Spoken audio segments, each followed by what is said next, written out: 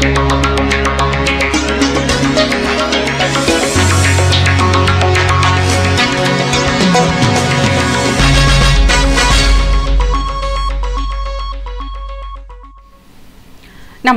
चेतना today में आपका स्वागत है। शुरुआत करते हैं अब तक की खास सुर्खियों से। महापौर द्वारा लाभ का बजट प्रस्तुत, कोई नया कर नहीं, विकास हेतु करोड़ों के प्रावधान। परिषद कार्यकर्ताओं का कॉलेज में प्रदर्शन, छात्राओं से अभद्रता का आरोप। और चेन स्नेचर्स से पुलिस की पूछताछ जारी, सूत्र हाथ लगे।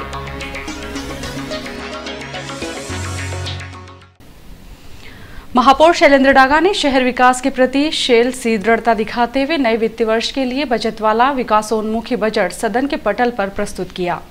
चुनावी वर्ष में लाभ वाला यह बजट कोई नया बोझ नहीं होने से जनता के लिए भी लाभदायी सिद्ध होगा। करोड़ों रुपए के प्रावधान वाले इस बजट में लाखों शहरवासियों के लिए नए प्रावधान उल्लेखित हैं।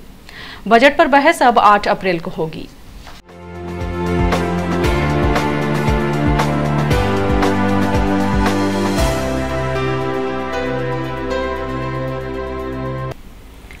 नगर निगम परिषद के बजट सत्र में महापौर शैलेंद्र डागा ने अपने कार्यकाल का चौथा बजट गुरुवार को निगम अध्यक्ष दिनेश बोरवाल को प्रस्तुत किया।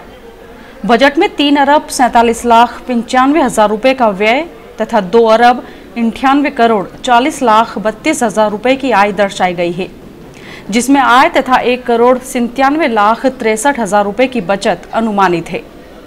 गत वर्ष की तुलना में यह बचत 1,25,000 रुपए से बढ़ गई है।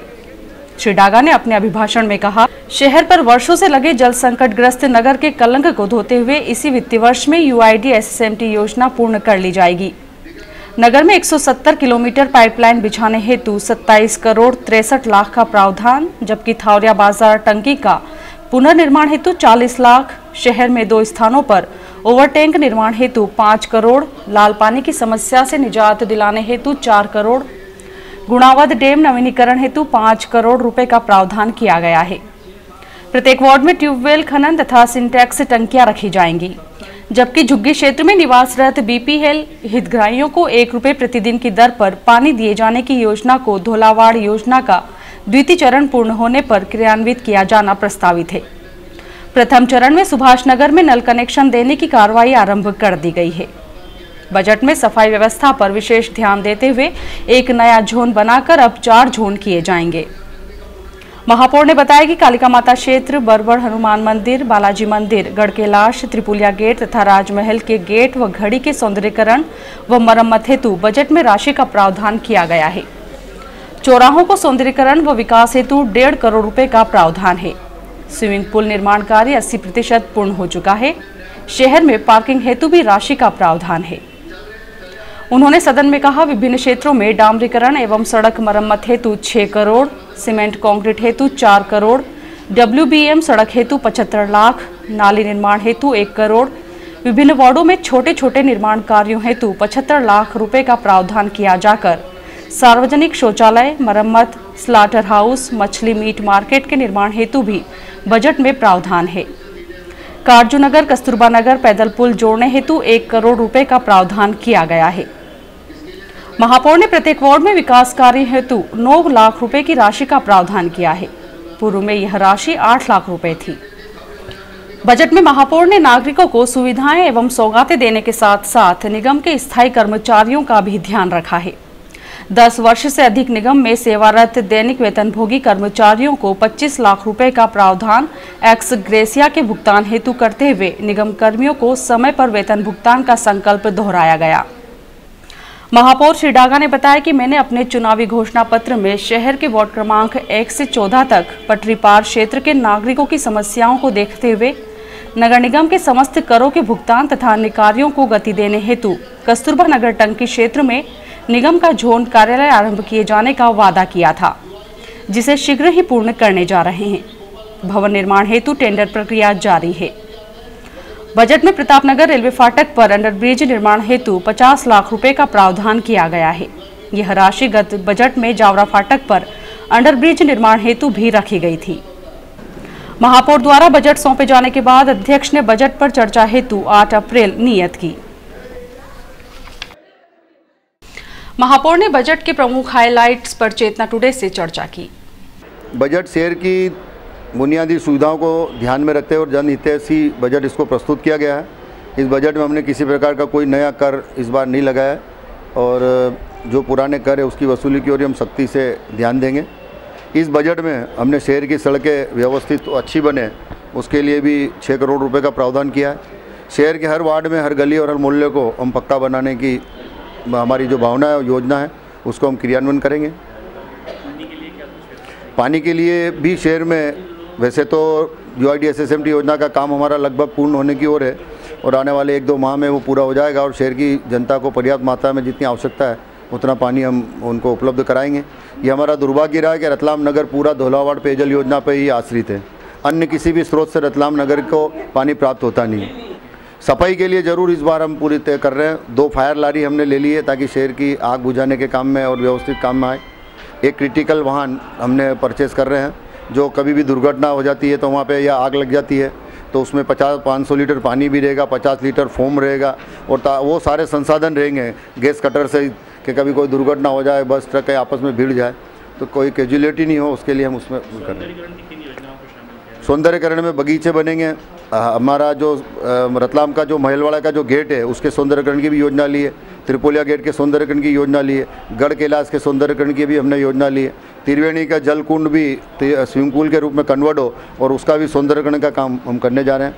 अमृत सागर तालाब की एक नई DPR झील संरक्षण में मंजूर हो चुकी है और आने वाले समय में यदि उसकी जो सी राशि का जितनी DPR बन रही है वो उपलब्ध यदि हो गई तो निश्चित रूप से रतलाम का एक ऐसा दर्शनीय और पर्यटक स्थल अमृत सागर तालाब बन जाएगा कि रतलाम के लोगों को आनंद आएगा।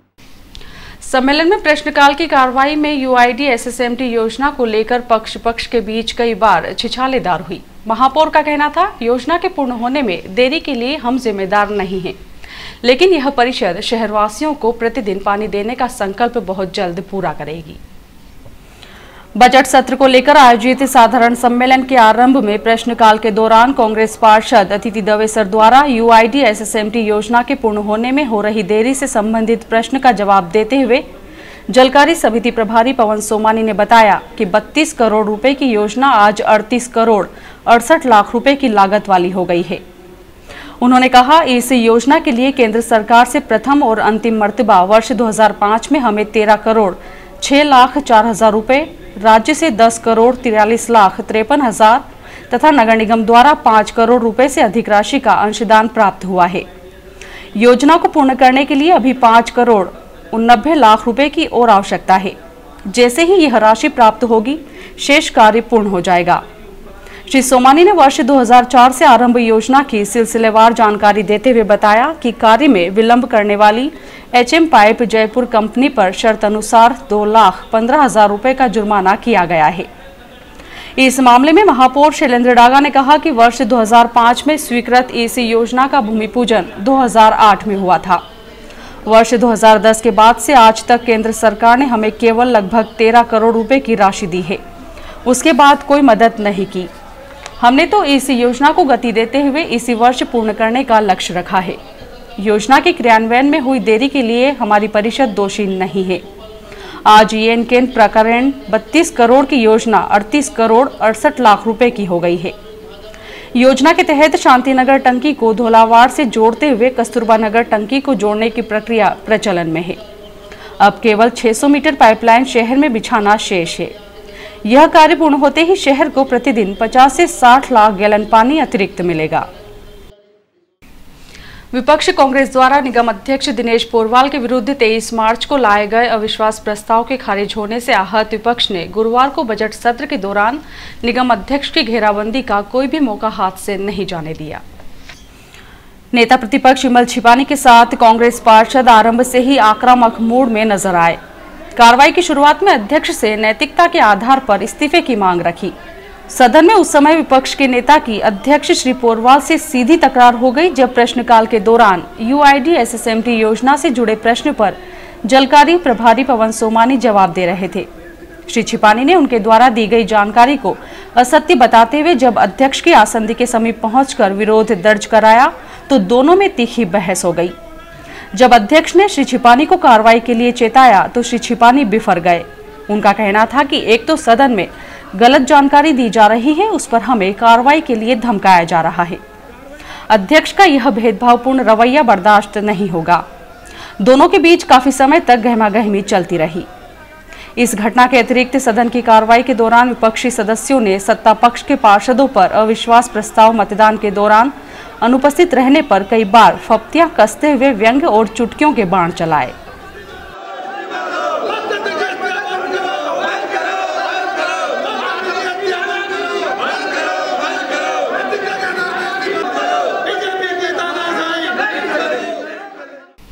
शासकीय कला एवं विज्ञान महाविद्यालय में समस्याओं को लेकर अखिल भारतीय विद्यार्थी परिषद ने प्रदर्शन करते हुए कॉलेज बंद करवाया। यहां छात्राओं के साथ अभद्रता की शिकायत पर महाविद्यालय ने पुलिस बुलवाते हुए स्थिति को नियंत्रित किया। गुरुवार को परिषद के कार्यकर्ता महाविद्यालय इन समस्याओं को लेकर प्रदर्शन करते हुए यहां पहुंचे। हाथों में झंडे थामे कार्यकर्ताओं ने कक्षाओं में जाकर वहां मौजूद छात्र छात्राओं को बाहर निकालकर कॉलेज बंद करवाया। इस दौरान यहां रखी टेबल कुर्सियों को उठाकर फेंके जाने की घटना भी सामने आई है। लगभग 30 मिनट से अधिक समय तक चले इस प्रदर्शन के दौरान कक्षा में मौजूद छात्राओं ने उनके साथ अभद्रता एवं अनुचित भाषा के उपयोग की शिकायत प्राचार्य को की। छात्रा मोनू चौहान ने बताया कि वे जब अपनी कक्षा में बैठे थे तभी परिषद के कार्यकर्ताओं ने वहां पहुंचकर उन्हें धमकाया और प्राचार्य से शिकायत करने पर अभद्र भाषा का उपयोग किया। इस घटना की शिकायत मिलने पर महाविद्यालय की प्रभारी प्राचार्य श्रीमती सरोज जोशी ने बताया कि हमने तुरंत पुलिस और प्रशासन को सूचना दी, जिस पर उन्होंने यहां पहुंचकर बंद करवाने वाले बाहरी तत्वों को बाहर खदेड़ा। तहसीलदार संजय वाघमारे और स्टेशन रोड थाना प्रभारी राजेश सिंह पुलिस बल के साथ यहां पहुंचे और कॉलेज में पहुंचकर जमा भीड़ को बाहर निकाला। इसी दौरान उन्होंने प्रदर्शनकारियों से चर्चा की। कॉलेज कैंपस में पुलिस बल के पहुंचने के बाद अफरा तफरी मच गई थी। काफी समय तक स्थिति तनावपूर्ण रही। स्टाफ भी कार्यालय से बाहर निकल आया था। प्रदर्शन कर रहे परिषद पदाधिकारियों ने बताया कि हमने महाविद्यालयीन समस्याओं को लेकर शांतिपूर्ण प्रदर्शन किया है। वहीं तहसीलदार श्री वाघमारे ने कहा कि बाहरी तत्वों द्वारा कॉलेज में तोड़फोड़ एवं छात्राओं के साथ अभद्रता की शिकायत मिली है। इस मामले में विवेचना करते हुए आगामी कार्रवाई की जाएगी। 11 अप्रैल को गुड़ी पड़वा पर्व पर हिंदू जनचेतना मंच रतलाम द्वारा उत्सव मनाया जाएगा। पूर्व संध्या पर वाहन रैली निकालने का निर्णय लिया है। हिंदू जनचेतना मंच द्वारा आज सागोदिया तीर्थ में कार्यकर्ताओं का मिलन समारोह आयोजित किया गया, जिसमें सभी कार्यकर्ताओं से नववर्ष गुड़ी पड़वा पर्व उत्साह एवं उमंग के माहौल में प्रत्येक बस्ती में आयोजित करने का आग्रह किया गया। साथ ही प्रत्येक घरों में भगवा ध्वज लगाने का भी अनुरोध किया गया। संयोजक राजेश कटारिया तथा संस्कृति उत्सव समिति के निर्मल कटारिया ने कहा कि गुड़ी पड़वा की पूर्व संध्या पर 10 अप्रैल को बाजना बस स्टैंड से शाम 6 बजे जन चेतना वाहन रैली आयोजित की जाएगी। शहर में लगातार चेन स्नैचिंग की वारदातों में लिप्त 3 सदस्यीय गिरोह की गिरफ्तारी के बाद पूछताछ में पुलिस को कई अहम सूत्र हाथ लगे हैं, जिनके आधार पर जांच आगे बढ़ी है। प्रभारी सीएसपी एसकेएस तोमर ने बताया कि गिरफ्तार किए गए तीनों ही आरोपियों का पुलिस थाना स्टेशन रोड ने पुलिस रिमांड लेते हुए उनसे जब पूछताछ आरंभ की तो शेष वारदातों के खुलासे में सूत्र हाथ लगे हैं। पूछताछ के आधार पर सामने आई जानकारी में कुछ और भी झपटी गई चेनें मिलने की उम्मीद है। गिरोह से जुड़े अन्य व्यक्तियों के बारे में भी पता चला है, जिनकी धरपकड़ के प्रयास शुरू कर दिए गए हैं। श्री तोमर ने बताया कि आरोपियों से अवैध शस्त्रों के बारे में भी पूछताछ की जा रही है। ऐसी संभावना है कि जिन लोगों से ये शस्त्र खरीदे गए थे वे लोग अवैध शस्त्रों के कारोबार से संबंधित हो सकते हैं। उल्लेखनीय है कि पुलिस ने बुधवार को चेन स्नैचिंग की वारदातों में शामिल 3 आरोपी क्रमशः शब्बीर पिता गनी पटेल निवासी इंदौर, गणेश पिता रमेश बंजारा निवासी उज्जैन तथा नादिर पिता कादिर शाह निवासी बड़नगर वर्तमान निवास रतलाम को गिरफ्तार कर इनके कब्जे से 6 चेनें, अवैध हथियार सहित अन्य सामान बरामद किया था। शहीद चौक पर चल रहा सौंदर्यीकरण का कार्य अभी पूरा भी नहीं हुआ और यहां किए गए निर्माण को नुकसान पहुंचा दिया गया है। क्षेत्रीय व्यवसायियों के अनुसार इंडिया गेट की प्रतिकृति के समीप लगाई गई शेर की आकृति को एक वाहन चालक ने टक्कर मार दी, जिससे वह क्षतिग्रस्त हो गई। इतना ही नहीं, यहां बनाई गई दीवार को भी नुकसान पहुंचा है। जिला स्तरीय अल्पसंख्यक कल्याण समिति एवं 15 सूत्रीय क्रियान्वयन समिति की बैठक अपर कलेक्टर निर्मल उपाध्याय की अध्यक्षता में संपन्न हुई। बैठक में अपर कलेक्टर श्री उपाध्याय ने समिति सदस्यों से अनुरोध किया कि अल्पसंख्यक वर्गों के लोगों को शासन की कल्याणकारी योजनाओं से लाभ लेने के लिए प्रेरित करें। उन्होंने कहा कि शासन की योजनाओं का मकसद युवाओं एवं महिलाओं के उत्थान का है। इस अवसर पर उन्होंने एक निजी विद्यालय द्वारा अल्पसंख्यक वर्ग के छात्रों को गत वर्ष छात्रवृत्ति प्रदान नहीं करने पर नाराजगी व्यक्त करते हुए संस्था के विरुद्ध कार्रवाई करने के निर्देश दिए। बैठक में अशासकीय सदस्य के रूप में सईद कुरैशी, इब्राहिम मंसूरी, विधायक प्रतिनिधि के रूप में तुलसीराम मालवीय, सलीम मोहम्मद, श्रेणिक जैन भी मौजूद थे। और आइए देखते हैं अंत में सुर्खियां एक बार फिर। महापौर द्वारा लाभ का बजट प्रस्तुत, कोई नया कर नहीं, विकास हेतु करोड़ों के प्रावधान। परिषद कार्यकर्ताओं का कॉलेज में प्रदर्शन, छात्राओं से अभद्रता का आरोप। और चेन स्नेचर्स से पुलिस की पूछताछ जारी, सूत्र हाथ लगे।